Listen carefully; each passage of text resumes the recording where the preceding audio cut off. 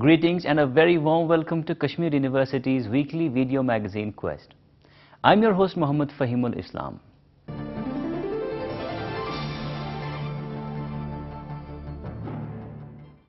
Dear viewers, it's been over 3 months since Professor Khurshid Iqbal Andrabi took over as Kashmir University's new Vice Chancellor. He is the one who is known for his rigorous administrative skills, professionalism and meticulous approach towards promoting education through all sorts, means and techniques. With over 2 decades of experience in teaching and research, his priority areas are student-centric. More than anything else, he believes in the creation of knowledge rather than dissemination of knowledge.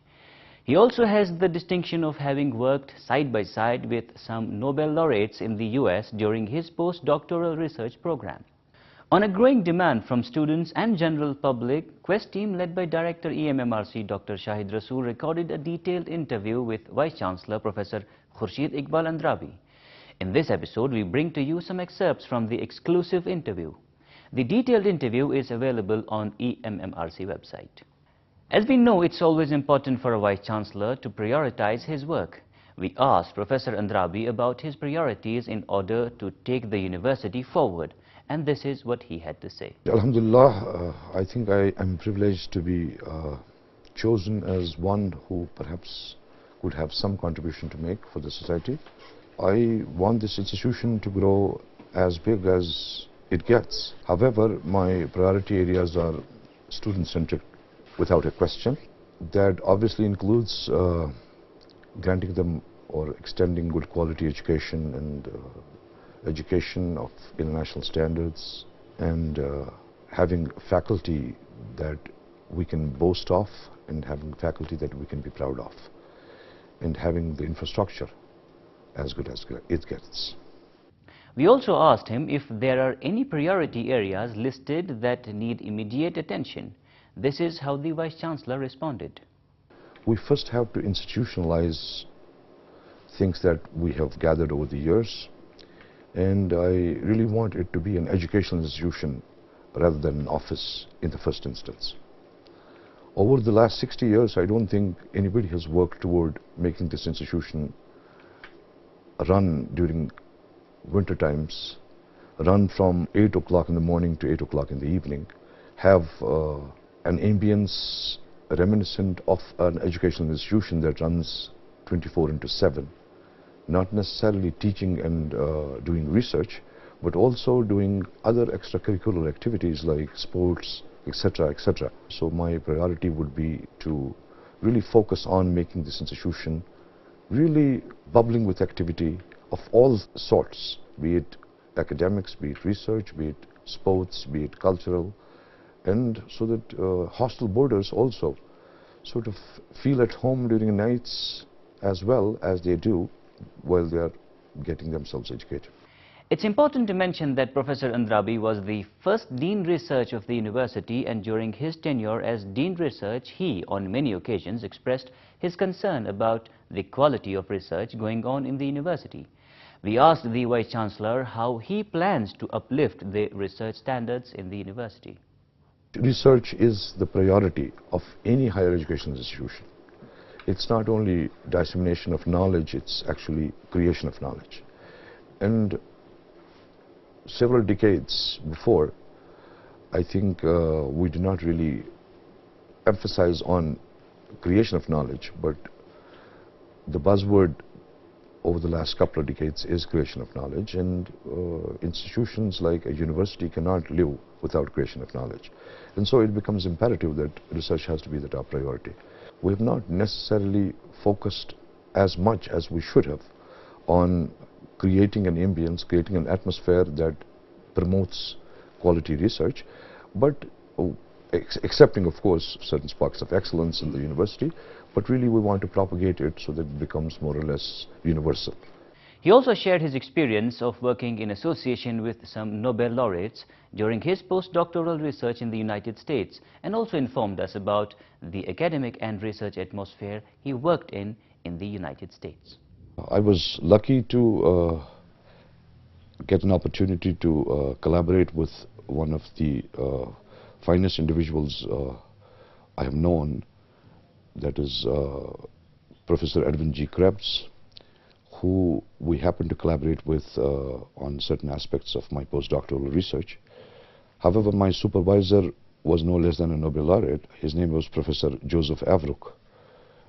As I said, there was hardly any difference between my supervisor and the Nobel laureate, and I must say I have been privileged to have worked with Professor Avrook. I think when the intellect reaches the peak and the level of commitment and drive reaches its zenith, I think breakthrough is imminent, and that is what happens with Nobel laureates. And I have had the privilege of rubbing shoulders not only with one, not two, several Nobel laureates who worked in the vicinity of the building I used to have my postdoctoral research in. I have had the opportunity of closely interacting with several of them, and I am sure that if the level of commitment reaches to a point what you see in a Nobel laureate, our research will not be far from the quality they produce. Asked if we too have the relevant material in our genes and if we work hard, could we produce Nobel laureates in the near future? The only thing perhaps we do not have is the level of professionalism is not as much as it should be there. But if you see people moving from this part of the world to that part of the world, they do extraordinarily well. The reason is that the culture and the atmosphere is such that your level of commitment stretches to the maximum. And if we were somehow to bring that culture back here, we have the potential to be as good as they are.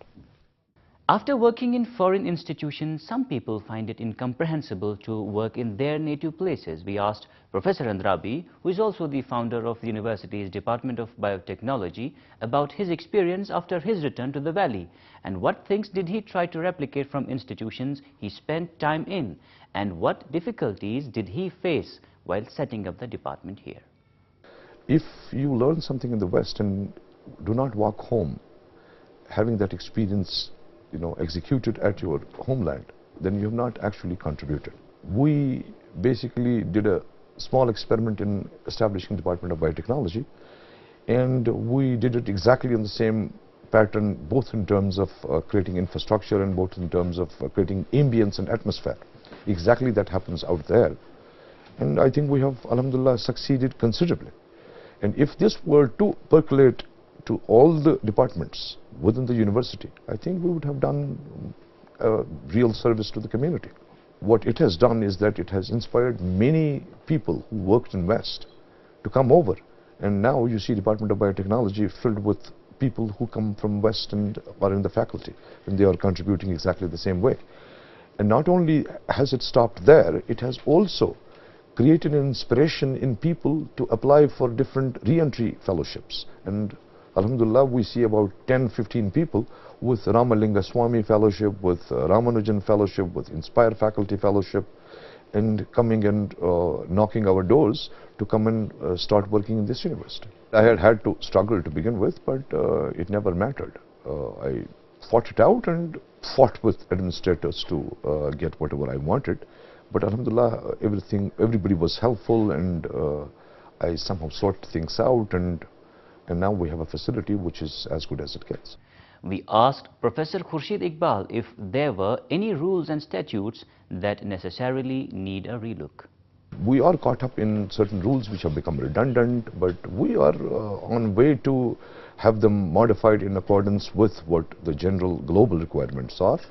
And we have done considerably well over the last 5-6 years, and we will keep on looking at where the bottlenecks are. There is no choice, but we'll have to have them addressed. It's often said that more than infrastructure, it's the faculty that makes institutions world-class. How did he see the university's faculty vis-a-vis other institutions? We asked the Vice-Chancellor.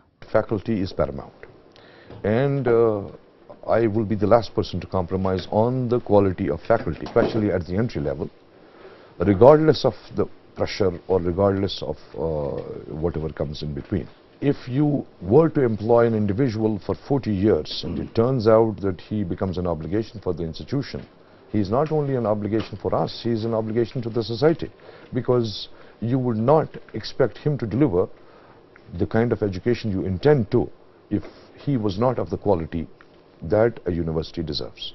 So my paramount attention would be to recruit the best possible individuals, especially at the entry level. University of Kashmir attracts over 30,000 applications for postgraduate courses every year, as against only 3,000 to 4,000 seats, which is quite big a gap. We asked him how sooner could we add more seats in order to accommodate such an increasing number. We cannot necessarily guarantee additional admission unless you are sure that your process of teaching and learning is up to the mark. We are in a phase of consolidation, and we are addressing where there are deficiency in faculty staff or deficiency in infrastructure. And once we get over that consolidation process, we are seriously contemplating to have intake capacities of various departments upgraded. Naturally, there is no choice but to, because we are a growing institution. In addition to that, we are also contemplating to have undergraduate programs also offered at the institution. Dear viewers, Kashmir University has been expanding its reach. In addition to North and South campuses, the university also laid foundation of 3 new campuses in Leh, Kargil and Kupwara. We asked Professor Andrabi about the present status of these campuses.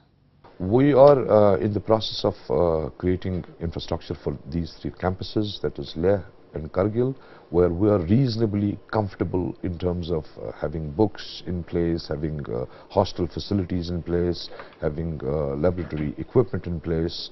And about Kupwara, we were running a little late, but we are targeting 2015 session for the start of the academic activities at these campuses, and we remain hopeful that it will come through. In the age of global knowledge societies, use of new technologies in teaching and learning has assumed an important place. We asked Professor Andrabi how the university is preparing to use information communication technology or ICT in teaching and learning processes. These were his thoughts in that regard.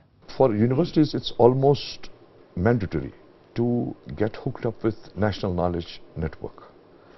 And we are doing our bit to get that hookup universally relevant and applicable to any stakeholder that is registered with the University of Kashmir. In addition to that, there are some individual efforts being done to have internet used to access some of the finest institutions in the world, like virtual universities at MIT, virtual universities at Harvard and other things, have their content delivered to the students. Those are individual efforts, but this has to be propagated more globally within the university, such that an ambience of good, healthy practice becomes common. We're also contemplating to have digital classrooms in place, and such that the content delivered by the teacher gets recorded, and then we would in the evening have it uploaded on the university website, such as the students can be benefited both ways in the classroom, and if they missed or would like to revise what the teacher taught in the class, he would be able to download it in the evening. At the same time, what it would also do, it would also improve upon the quality of teaching as well, so that teachers also remain accountable, because now not necessarily his student, but many other students would also evaluate his or her performance in the class. So it would serve both the purposes. Asked about his views on Kashmir University, sometimes accused of not being student friendly, this is how the Vice Chancellor reacted. If we have been accused of not being student friendly, we have to be more student friendly, as simple as that. As I said, when I first joined, maybe 3rd day or 4th day in my office, I visited the hostel, and I had a look at the hostel. I saw there were some problems in the hostel, that they had some washrooms which were not working for a long time. I got them sorted out right away. I thought there was no recreation room for the students. I had it ordered right away that you have to have a recreation room in the hostel. I think we have already inclined ourselves to be student friendly much more than we were before. I'm sure nobody was against the students ever, But then if the feeling was that the students were being deprived, we have to have that feeling dropped from the list of the students. Dear viewers, recently the Vice Chancellor was quoted to have said that we should not get carried away when people tell Kashmiris are the most talented. The Vice Chancellor elaborated as: What I said is that we have been downtrodden and bogged down by this idea only that we are talented, and we just sit down and don't do anything about it. And then we have somehow gotten complacent about the fact that we are talented. If we are talented, we have to prove that we are talented. As simple as that. We have not proved it as of today. How many scientists have we produced in the last 60 years? We produce those scientists only when they go out. So when we sit here, there is no reason to think that we are talented. That's what I actually meant. If we are talented, then we have to show it off. We have to qualify IAS at the rate of 60%. If we are talented, then we do not have to import our skilled laborers from other places. We have to show that we have talent there as well. Actually, all societies' talent is reflected by its skilled labor class. If we are really talented, then we have to have our own skilled labor class. We do not have that. So to call ourselves talented otherwise does not mean anything unless you actually show it that this is what we are. It basically sets a sense of arrogance in an individual if he thinks he is the best, because then he thinks he is the best, he will not grow any further. If he thinks he is good, then he may strive to become best. But if he already knows that he is best, then he will not grow at all. In the end, we asked the Vice Chancellor if he had any message for the faculty, administrative staff, students and scholars. Instead of the message, he made a request. The only request I have made when I joined as Vice Chancellor, and I will repeat that request, is that we have to be a little professional, a bit more professional. We have to work on becoming more professional. Otherwise, in terms of intellect, in terms of caliber, in terms of talent, we are no less than anybody else. But then the only thing that lacks in us perhaps is far less than what we see across the world is professionalism. We have to be proud of being teachers or administrators or support staff. We have to be proud of our job and do our job as dedicatedly as possible. I'm sure we can reach any place we want. Dear viewers, those were some of the excerpts from the interview with Vice Chancellor, University of Kashmir, Professor Khurshid Iqbal Andrabi. The full interview is available on our website emmrckashmir.com. You can also find the latest episodes of Quest from the website. Do send us your comments, valuable suggestions or queries at quest@emmrckashmir.com. Before I sign off, here's an announcement from the university. This one is from the Department of Students' Welfare, which is in the process of publishing Gulala 2014-15, a multilingual students' magazine. Those interested in contributing in the form of a poem, an article or a write-up on any issue of social, cultural or economic relevance can visit the office of the Dean Students' Welfare or even post their entries at the email ID given on your television screens before 15th February. For more details, visit the university websites kashmiruniversity.net or kashmiruniversity.ac.in. That's all for today. Until next time, cheerio.